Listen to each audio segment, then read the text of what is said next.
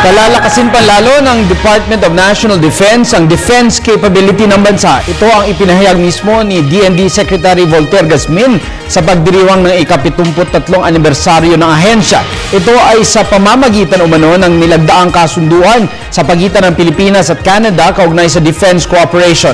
Dagdag pa nito, umorder na rin umano ang ahensya ng mga makinang makakatulong mapaunlad ang kapasidad na makagawa ng ammunition katulad ng casing at mga bala ng baril.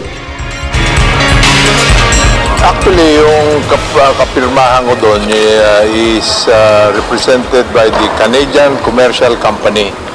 This is a government corporation created by the Canadian government to facilitate yung trade of Canada with other nations. So in other words, ito will be an instrument to facilitate yung pag-acquire ng mga defense equipment.